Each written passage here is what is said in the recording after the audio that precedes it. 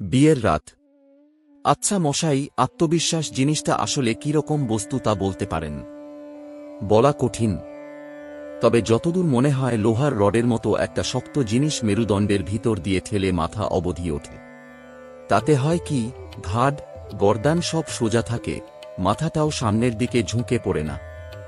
আমাদের পটলবাবুকে তো দেখছি সবসময় যেন খাড়া হয়ে আছেন। তাই হবে, ওই রডটা আমার নেই। বেশিরভাগ লোকেরই থাকে না। রেয়ার জিনিস হলেই সাপ্লাই কম হয়। খুঁজে দেখেছি আমারও নেই। জনেরই দুটো দীর্ঘশ্বাস পড়ল। আত্মবিশ্বাস জিনিসটা খুব কাজের জিনিস, কি বলেন? খুব। তবে না হলেও যে চলে না তা নয়।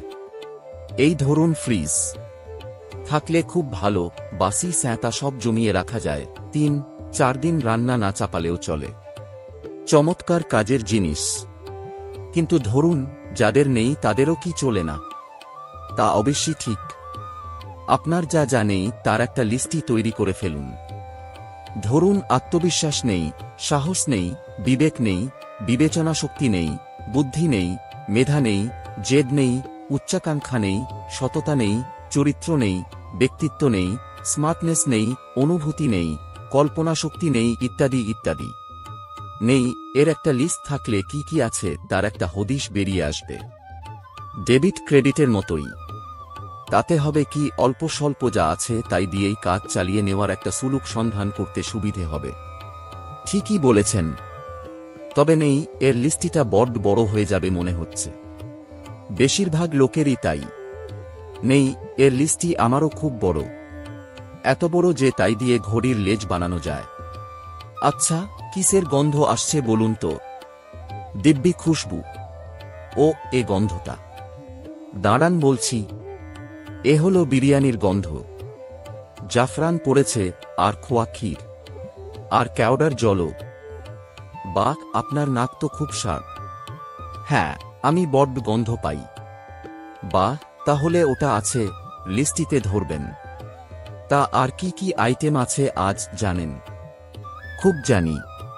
পয়লা পাতে রাধাবল্লভী, বেগুন ভাজা, ছোলার ডাল, ফিশ ফ্রাই। তারপর বিরিয়ানি, কষা মাংস। শেষ পাতে চাটনি, আইসক্রিম, সন্দেশ আর রসগোল্লা। পাঁপড় ভাজাও আছে। নেমন্তন্ন বাড়ির খাওয়া সবই প্রায় একরকম রয়ে যাচ্ছে, একটা অন্যটার কার্বন কপি। কি বলেন? যে আজ্ঞে। তো মশাই, এই বিয়েবাড়ির মেনু আপনি জানলেন কি করে? আপনি কি কন্যাপক্ষের কোনো কর্মকর্তা? না, পাড়ায় থাকি। বীরেশবাবু একটু স্নেহ করেন। অক, তাই তাঁর মেয়ের বিয়েতে খাটছেন বুঝি? আজকাল আর বিয়েবাড়ির খাটনি কোথায়? সব তো ডেকোরেটর, ক্যাটারার এরাই করে দেয়। ক্যাটারারের সঙ্গে আমার একটু ভাবসাব আছে, আমি ঠিক করে দিয়েছিলাম। তাই বলুন। 120 টাকা করে প্লেট। 120? সে তো সস্তা মশাই। গেল হপ্তায় সত্যেনবাবুর ছেলের বিয়ে খেয়ে এলুম, শুনলুম 200 টাকা করে প্লেট। 200? ও বাবা, 200 টাকা তো বিরাট ব্যাপার। আপনার আমার কাছে বিরাট, সত্যেনবাবুর কাছে তো আর নয়। সত্যেনবাবুরা নমস্য ব্যক্তি। আপনার আমার যেমন নেই, এর লিস্টিটা অনেক লম্বা, সত্যেনবাবুদের তেমনি আছে, লিস্টিটা বেজায় বড়। তবে কিনা এমন অনেক লোক আছে যাদের কাছে সত্যেনবাবু অনুষ্ঠী। খুব ঠিক কথা। আরও কোনো শেষ নেই। এই তো বুঝেছেন। লোককে কোনো কথা বোঝাতে পারলে আমি বড় খুশি হই, ভারী তৃপ্তি পাই। মুশকিল কি জানেন, আজকাল বেশিরভাগ লোককেই কোনো কথাই যেন বুঝিয়ে উঠতে পারি না। তখন সন্দেহ হয় আমি হিব্রু ভাষায় কথা বলছি না তো। এটা বেশিরভাগ কোথায় হয় জানেন? বাড়িতে। নিজের বাড়ির লোকেরা, এই আমার বউ, ছেলে, মেয়ে, এদের সঙ্গে কথা বলতে গেলেই ভয়ঙ্কর ল্যাঙ্গুয়েজ প্রবলেম হয় মশাই। কেন, আপনার স্ত্রী কি মাদ্রাজি না জার্মান? নৈকশী বাঙালি মশাই। কোলাঘাটে বাপের বাড়ি। না না, ভাষাগত সমস্যা ঠিক ওরকম নয়। আসল কথা, তারা আমার বক্তব্য বুঝতে চায় না, কিংবা বলতে পারেন গ্রহণ করে না। আমি হয়তো খুব মোলায়েম করে বললুম, ওগো, বাড়িওয়ালার সঙ্গে ঝগড়া করার দরকার নেই। জলে বাস করে কুমিরের সঙ্গে বিবাদ কি ভালো? সঙ্গে সঙ্গে আমার বউ খেপে উঠে বলল, ঝগড়া করব না মানে? 100 বার করব। অন্যায়ের প্রতিবাদ না করে করেই তো দেশটার আজ এই অবস্থা। তোমার মতো মেনিমুখদের দিয়ে সংসার চলে না, ইত্যাদি। যা বোঝার বুঝে নিন। বুঝেছি। তারপর ধরুন, হয়তো অফিস থেকে ফিরে এসে দেখলুম আমার ডায়েরির মধ্যে কে যেন একটা চিরুনি গুঁজে রেখেছে। চিরুনির তেলে ডায়েরির পাতায় জ্বলছে।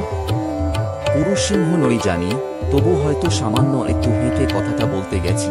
সঙ্গে সঙ্গে প্রথমে বউ ফুঁসে উঠল, আমি নাকি মেজাজ হারিয়ে চেঁচামেচি করেছি। বউয়ের সঙ্গে মেয়েও এসে গলা মেলাল। তাদের ধারণা এরকম চেঁচামেচি নাকি নারী নির্যাতন ছাড়া কিছু নয়।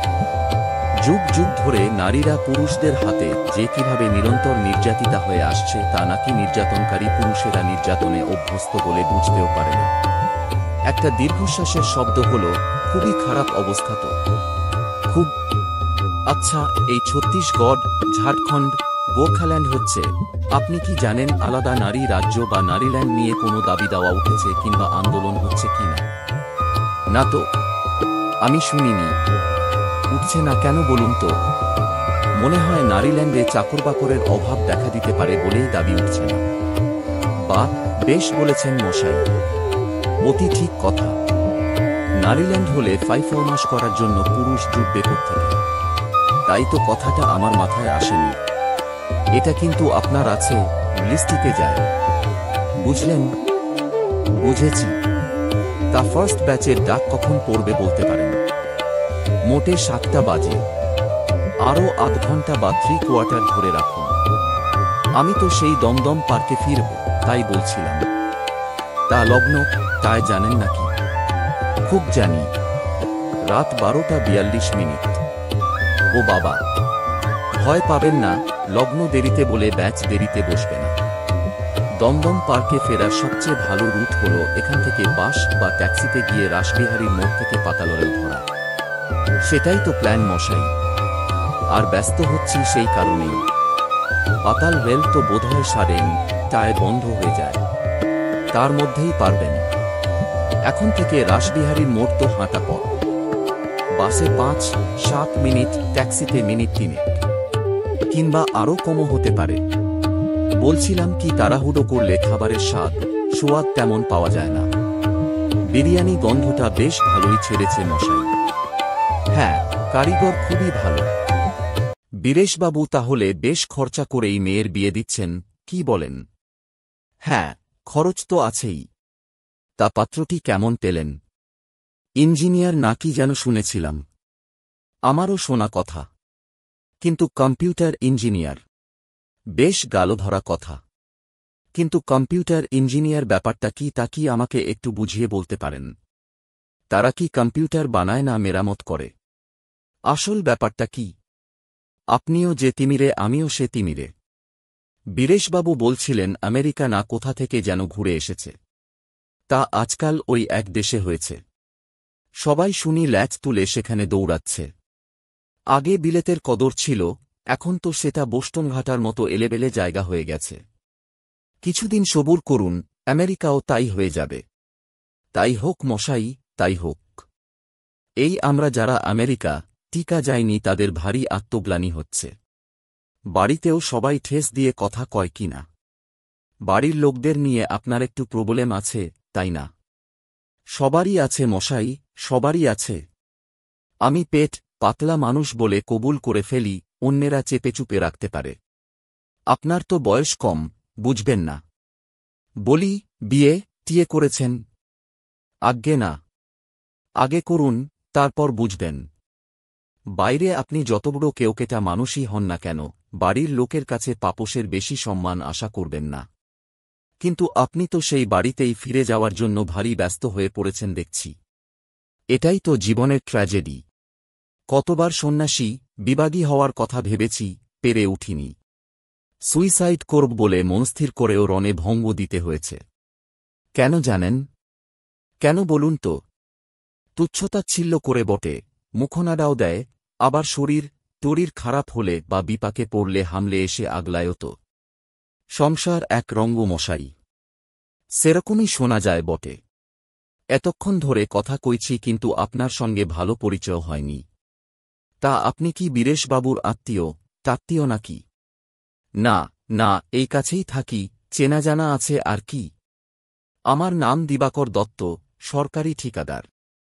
বীরেশবাবুর এ বাড়িটা আমিই করে দিয়েছিলাম। আপনি সরকারি ঠিকাদার? তাহলে তো বড়লোক মানুষ আপনি। আরে না, ঠিকাদারদের আজকাল আর বেশি মার্জিন থাকে না। একে ওকে তাকে দক্ষিণা দিতে দিতেই সব উজাড় হয়ে যায়। পেমেন্ট পেতেও নাভিশ্বাস।